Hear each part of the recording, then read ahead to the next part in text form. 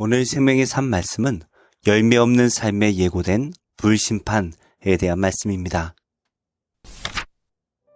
아무리 좋은 자동차라도 고장나서 움직이지 못하면 덩치 큰 고철일 뿐입니다. 포도나무도 마찬가지입니다. 열매를 맺지 못하면 가구를 만들기에도 부족하고 그저 땔감으로 쓰이는 나무가 됩니다. 이렇게 본래의 목적을 상실하면 오히려 여느 나무보다 못한 존재가 되는 것입니다. 하나님 백성 또한 마찬가지입니다. 선택받았다 해도 그 사명을 잊는다면 빛을 잃은 등불처럼 허무한 존재가 됩니다. 어떠한 말씀인지 함께 묵상하겠습니다. 여호와의 말씀이 내게 임하여 이르시되, 인자야, 포도나무가 모든 나무보다 나은 것이 무엇이랴? 숲속의 여러 나무 가운데 있는 그 포도나무 가지가 나은 것이 무엇이랴? 그 나무를 가지고 무엇을 제조할 수 있겠느냐? 그것으로 무슨 그릇을 걸 못을 만들 수 있겠느냐? 불에 던질 땔감이 될 불이라. 불이 그 두 끝을 사르고 그 가운데도 태웠으면 제조에 무슨 소용이 있겠느냐? 그것이 온전할 때에도 아무 제조에 합당하지 아니하였거든 하물며 불에 살라지고 탄 후에 어찌 제조에 합당하겠느냐? 그러므로 주 여호와께서 이같이 말씀하셨느니라. 내가 숲을 가운데 있는 포도나무를 불에 던질 땔감이 되게 한 것 같이 내가 예루살렘 주민도 그같이 할지라. 내가 그들을 대적한즉 그들이 그 불에서 나와도 불이 그들을 사르리니 내가 그들을 대적할 때에 내가 여호와인 줄 너희가 알리라. 내가 그 땅을 황폐하게 하리니 이는 그들이 범법함이니라. 나 주 여호와의 말이니라 하시니라. 하나님께서는 포도나무가 모든 나무보다 나은 것이 무엇이냐라고 물으십니다. 이 질문은 포도나무의 가치를 다시 생각하게 만듭니다. 포도나무는 열매를 맺을 때만 유용하고 열매가 없다면 단단하지도 않고 형태도 불규칙하여 목재로도 쓸 수 없는 나무입니다. 하나님께서는 이 비유를 통하여 예루살렘 백성도 하나님 백성이라는 정체성에서 나오는 열매를 맺어야만 그 가치를 인정받는다고 말씀하십니다. 만일 그 삶에 하나님 백성다움이 드러나지 않는다면 열매 없는 포도나무처럼 버려질 수밖에 없습니다. 열매를 맺지 못하는 포도나무는 아무짝에도 쓸모가 없습니다. 결국 열매 없는 포도나무는 그저 불쏘시개로 쓰이는 것 외에는 아무런 가치가 없습니다. 이처럼 존재의 가치는 열매에 의하여 결정됩니다. 하나님 앞에서 우리의 존재가 귀한 이유는 예수 그리스도를 모시고 있기 때문입니다. 그분 안에 거할 때에 생명을 누리고 열매를 맺습니다. 하나님께서는 숲을 가운데 있는 포도나무가 불에 던져지는 것처럼 예루살렘 백성에게도 그렇게 하시겠다라고 말씀하십니다. 열매가 없는 포도나무는 다른 나무보다 더 무가치하게 여겨집니다. 이는 하나님의 백성에게도 동일하게 적용됩니다. 성도는 제사장 나라의 사명을 감당함으로 정체성을 드러내야 합니다. 우리의 사명은 어두운 데서 불러내어 그의 기이한 빛에 들어가게 하신 이의 아름다운 덕을 선포하는 것입니다. 우리가 사명을 감당할 때 하나님의 백성인 우리의 존재도 그 이유도 분명해지는 것입니다. 열매 없는 포도나무는 결국 하나님의 심판 앞에 놓입니다. 하나님께서 누군가를 대적하신다면 그 누구도 그 하나님을 피할 수 없습니다. 하나님께서는 열매 잃은 포도나무를 향하여 불에서 벗어난 것 같아도 결국 다시 불 가운데 던져진다라고 말씀하십니다. 이는 죄의 결과가 얼마나 무서운지를 보여줍니다. 죄는 인간의 모든 관계를 파괴하고 결국 하나님의 진노 아래 놓이게 만듭니다. 하나님과의 관계가 끊어지는 순간 심판은 피할 수 없습니다. 그러므로 죄를 멀리하고 하나님의 편에 서야 합니다. 하나님께서는 예루살렘 주민이 범법했기 때문에 그 땅을 황폐하게 하겠다라고 말씀하십니다. 죄는 개인의 삶뿐 아니라 공동체의 환경까지도 무너뜨립니다. 아담이 선악과를 따먹었을 때 땅은 엉겅퀴와 가시를 내며 저주를 받았습니다. 성도는 공동체도 무너지게 하는 죄를 늘 경계해야 합니다. 성령의 도우심으로 죄를 이길 수 있습니다. 예수 그리스도의 십자가는 우리가 죄에 대하여 죽고 의에 대하여 살아갈 수 있는 길을 열어주셨습니다.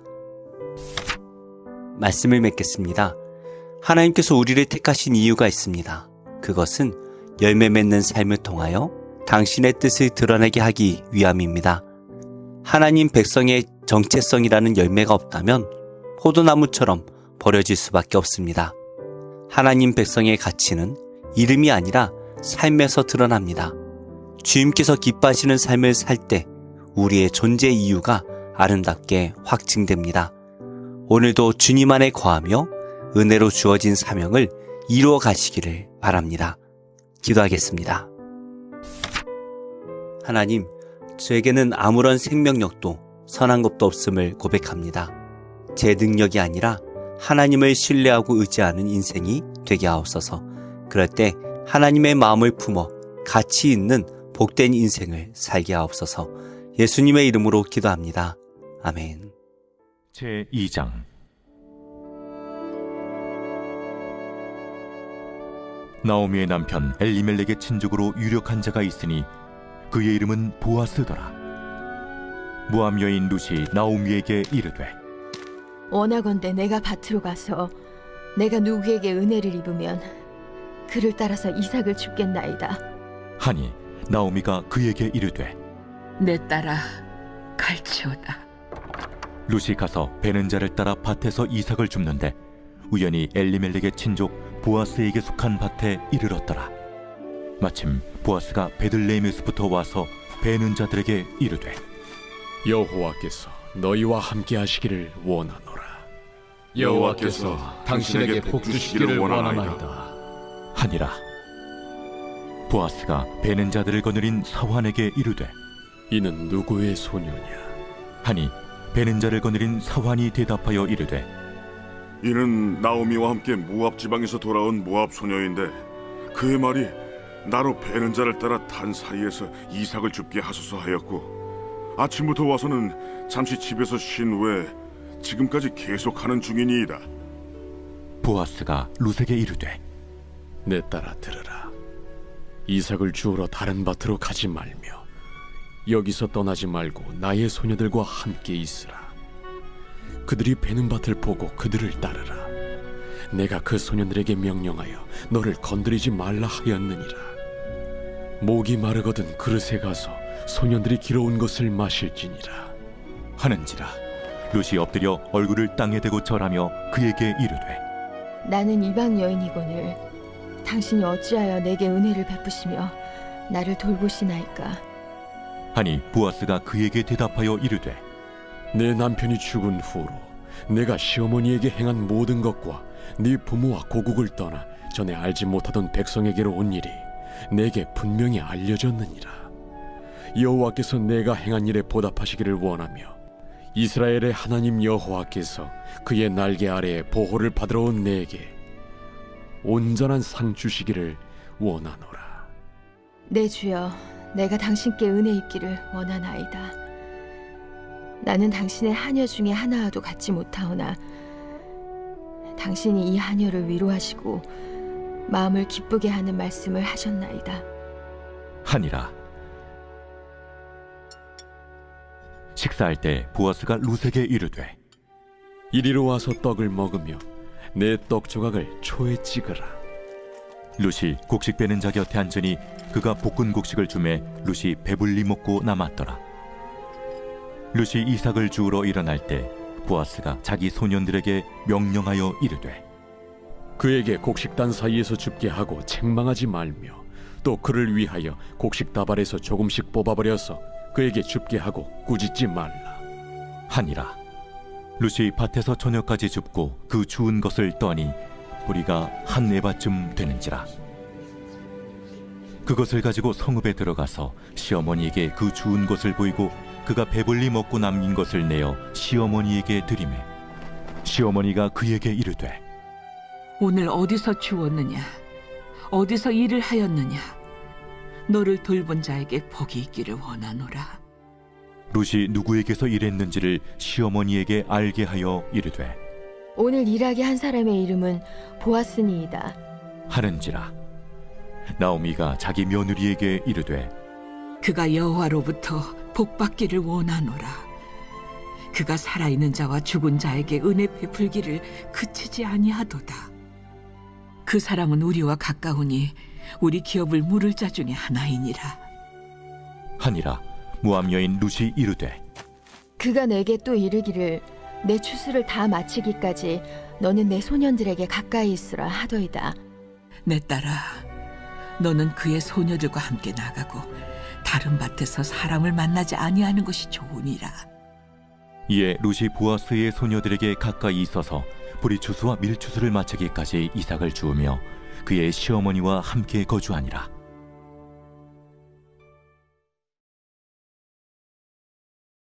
제 27장.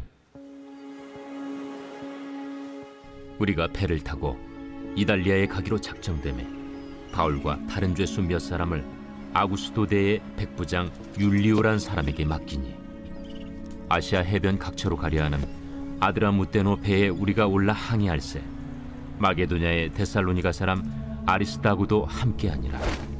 이튿날 시돈에 되니 율리오가 바울을 친절히 대하여 친구들에게 가서 대접받기를 허락하더니 또 거기서 우리가 떠나가다가 맞바람을 피하여 급으로 해안을 의지하고 항해하여 길리기아와 밤빌리아 바다를 건너 루기아의 무라시에 이르러 거기서 백부장이 이달리아로 가려 하는 알렉산드리아 배를 만나 우리를 오르게 하니 배가 더디가 여러 날 만에 간신히 니도 맞은편에 이르러 풍세가 더 허락하지 아니하므로 살몬의 앞을 지나 그레데 해안을 바람막이로 항해하여 간신히 그 연안을 지나 미항이라는 곳에 이르니 라세아시에서 가깝더라. 여러 날이 걸려 금식하는 절기가 이미 지났으므로 항해하기가 위태한지라 바울이 그들을 권하여 말하되 여러분이여, 내가 보니 이번 항해가 하물과 배만 아니라 우리 생명에도 타격과 많은 손해를 끼치리라. 백부장이 선장과 선주의 말을 바울의 말보다 더 믿더라. 그 항구가 겨울을 지내기에 불편하므로 거기서 떠나 아무쪼록 베닉스에 가서 겨울을 지내자 하는 자가 더 많으니 베닉스는 그레데 항구라. 한쪽은 서남을 한쪽은 서북을 향하였더라. 남풍이 순하게 불매 그들이 뜻을 이룬 줄 알고 닻을 감아 그레데 해변을 끼고 항해하더니 얼마 안 되어 섬 가운데로부터 유라굴로라는 광풍이 크게 일어나니 배가 밀려 바람을 맞추어 갈 수 없어 가는 대로 두고 쫓겨가다가 가우다라는 작은 섬 아래로 지나 간신히 거루를 잡아 끌어올리고 줄을 가지고 선체를 둘러감고 수르디스에 걸릴까 두려워하여 연장을 내리고 그냥 쫓겨가더니 우리가 풍랑으로 심히 애쓰다 이튿날 사공들이 짐을 바다에 풀어버리고 사흘째 되는 날에 배의 기구를 그들의 손으로 내버리니라. 여러 날 동안 해도 별도 보이지 아니하고 큰 풍랑이 그대로 있음에 구원의 여망마저 없어졌더라. 여러 사람이 오래 먹지 못하였음에 바울이 가운데 서서 말하되 여러분이여, 내 말을 듣고 그레데에서 떠나지 아니하여 이 타격과 손상을 면하였더라면 좋을 뻔하였느니라. 내가 너희를 구원하노니 이제는 안심하라. 너희 중 아무도 생명에는 아무런 손상이 없겠고 오직 배뿐이리라. 내가 속한 바 곧 내가 섬기는 하나님의 사자가 어젯밤에 내 곁에 서서 말하되 바울아, 두려워하지 말라.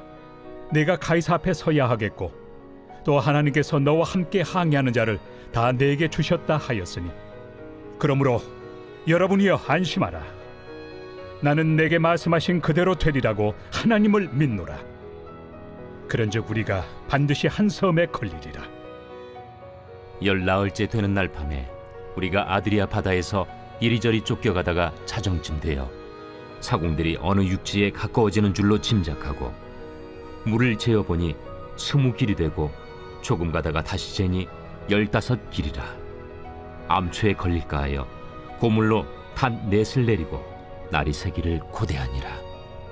사공들이 도망하고자 하여 이물에서 닻을 내리는 채하고 거룻배를 바다에 내려놓거늘 바울이 백부장과 군인들에게 이르되 이 사람들이 배에 있지 아니하면 너희가 구원을 얻지 못하리라. 이에 군인들이 거룻줄을 끊어 떼어버리니라. 날이 새어가매 바울이 여러 사람에게 음식 먹기를 권하여 이르되 너희가 기다리고 기다리며 먹지 못하고 줄인 지가 오늘까지 열나흘인즉 음식 먹기를 권하노니 이것이 너희의 구원을 위하는 것이요 너희 중 머리카락 하나도 잃을 자가 없으리라. 떡을 가져다가 모든 사람 앞에서 하나님께 축사하고 떼어 먹기를 시작하매 그들도 다 안심하고 받아 먹으니 배에 있는 우리의 수는 전부 276명이더라. 배부르게 먹고 밀을 바다에 버려 배를 가볍게 하였더니 날이 새매 어느 땅인지 알지 못하나 경사진 해안으로 된 항만이 눈에 띄거늘 배를 거기에 들여다 댈 수 있는가 의논한 후 닻을 끊어 바다에 버리는 동시에 키를 풀어 늦추고 돛을 달고 바람에 맞추어 해안을 향하여 들어가다가 부물이 합하여 흐르는 곳을 만나 배를 걸매 이 물은 부딪혀 움직일 수 없이 붙고 고물은 큰 물결에 깨어져 가니 군인들은 죄수가 헤엄쳐서 도망할까 하여 그들을 죽이는 것이 좋다 하였으나 백부장이 바울을 구원하려 하여 그들의 뜻을 막고 헤엄칠 줄 아는 사람들을 명하여 물에 뛰어내려 먼저 육지에 나가게 하고 그 남은 사람들은 널조각 혹은 배 물건에 의지하여 나가게 하니 마침내 사람들이 다 상륙하여 구조되니라.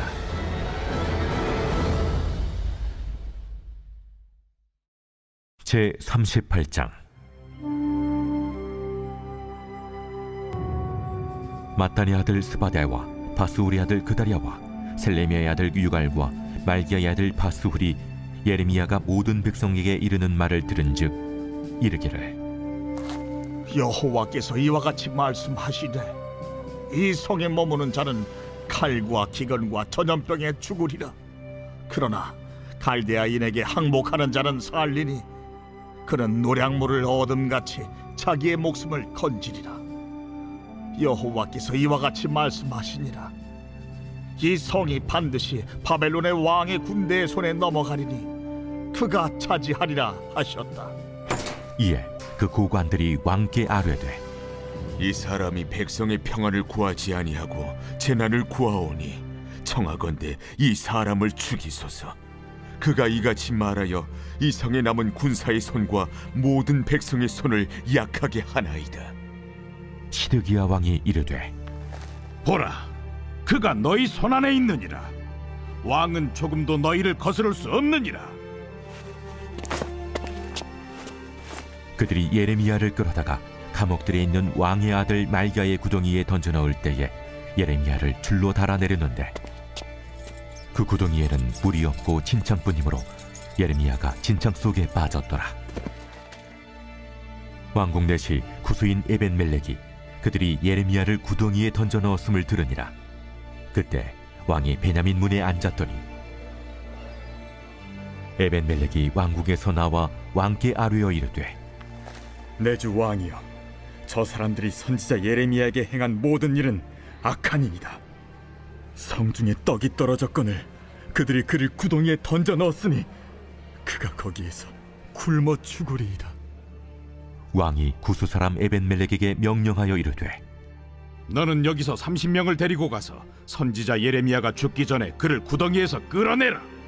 에벤멜렉이 사람들을 데리고 왕궁 곳간 및 방에 들어가서 거기에서 헝겊과 낡은 옷을 가져다가 그것을 구덩이에 있는 예레미야에게 밧줄로 내리며 구수인 에벤멜렉이 예레미야에게 이르되 당신은 이 헝겊과 낡은 옷을 당신의 겨드랑이에 대고 줄을 그 아래에 대시오. 예레미야가 그대로 하매 그들이 줄로 예레미야를 구덩이에서 끌어낸지라. 예레미야가 시위대 뜰에 머무니라. 시드기야 왕이 사람을 보내어 선지자 예레미야를 여호와의 성전 셋째 문으로 데려오게 하고 왕이 예레미야에게 이르되 내가 네게 한 가지 일을 물으리니 한마디도 내게 숨기지 말라. 내가 이 일을 왕에게 아시게 하여도 왕이 결코 나를 죽이지 아니하시리이까. 가령 내가 왕을 권한다 할지라도 왕이 듣지 아니하시리이다. 시드기야 왕이 비밀이 예레미야에게 맹세하여 이르되 우리에게 이 영혼을 지으신 여호와께서 살아계심을 두고 맹세하노니 내가 너를 죽이지도 아니하겠으며 네 생명을 찾는 그 사람들의 손에 넘기지도 아니하리라. 만군의 하나님이신 이스라엘의 하나님 여호와께서 이와 같이 말씀하시되 내가 만일 바벨론의 왕의 고관들에게 항복하면 내 생명이 살겠고 이 성이 불사름을 당하지 아니하겠고 너와 내 가족이 살려니와 내가 만일 나가서 바벨론의 왕의 고관들에게 항복하지 아니하면 이 성이 갈대아인의 손에 넘어가리니 그들이 이 성을 불사를 것이며 너는 그들의 손을 벗어나지 못하리라 하셨나이다. 나는 갈대아인에게 항복한 유다인을 두려워하노라. 염려하건대 갈대아인이 나를 그들의 손에 넘기면 그들이 나를 조롱할까 하노라. 그 무리가 왕을 그들에게 넘기지 아니하리이다. 원하옵나니 내가 왕에게 하려는 바 여호와의 목소리에 순종하소서. 그리하면 왕이 복을 받아 생명을 보전하시리이다. 그러나 만일 항복하기를 거절하시면 여호와께서 내게 보이신 말씀대로 되리이다. 보라, 곧 유다 왕국에 남아있는 모든 여자가 바벨론 왕의 고관들에게로 끌려갈 것이요 그 여자들은 내게 말하기를 내 친구들이 너를 꿰어 이기고 내 발이 진흙에 빠짐을 보고 물러갔도다 하리라. 내 아내들과 자녀는 갈대아인에게로 끌려가겠고 너는 그들의 손에서 벗어나지 못하고 바벨론 왕의 손에 잡히리라. 또 내가 이 성읍으로 불사람을 당하게 하리라 하셨나이다. 너는 이 말을 어느 사람에게도 알리지 말라. 그리하면 내가 죽지 아니하리라. 만일 고관들이 내가 너와 말하였다 함을 듣고 와서 내게 말하기를 내가 왕에게 말씀한 것을 우리에게 전하라. 우리에게 숨기지 말라. 그리하면 우리가 너를 죽이지 아니하리라. 또 왕이 내게 말씀한 것을 전하라 하거든 그들에게 대답하되 내가 왕 앞에 간구하기를 나를 요나단의 집으로 되돌려 보내지 마소서. 그리하여 거기서 죽지 않게 하옵소서 하였다 하라. 모든 고관이 예레미야에게 와서 물으매 그가 왕이 명령한 모든 말대로 대답하였으므로 일이 탄로되지 아니하였고 그들은 그와 더불어 말하기를 그쳤더라. 예레미야가 예루살렘이 함락되는 날까지 감옥들에 머물렀더라. 제10편.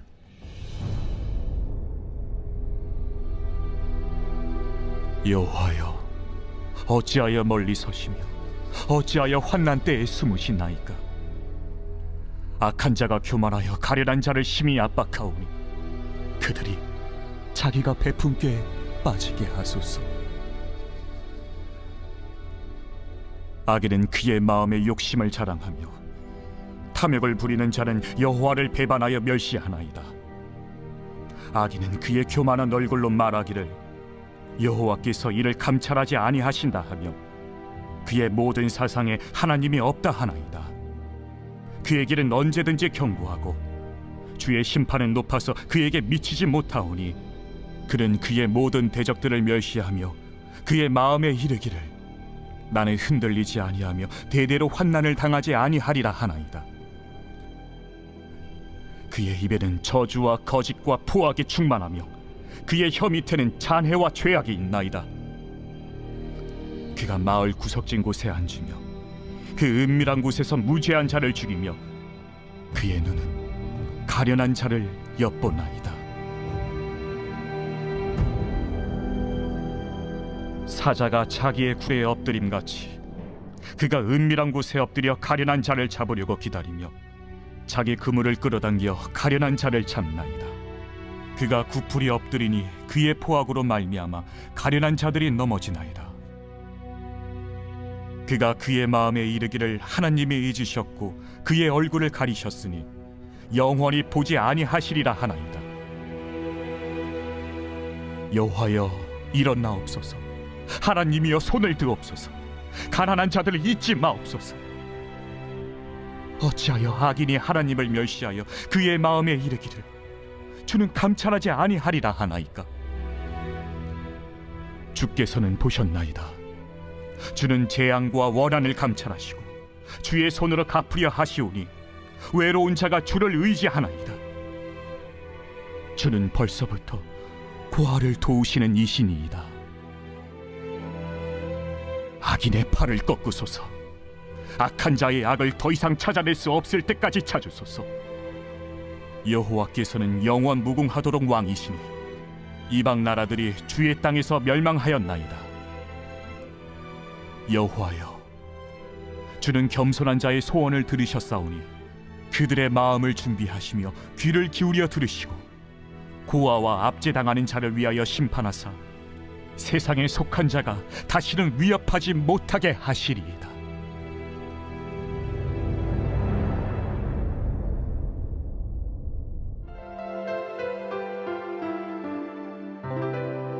좋은 교회, 좋은 TV.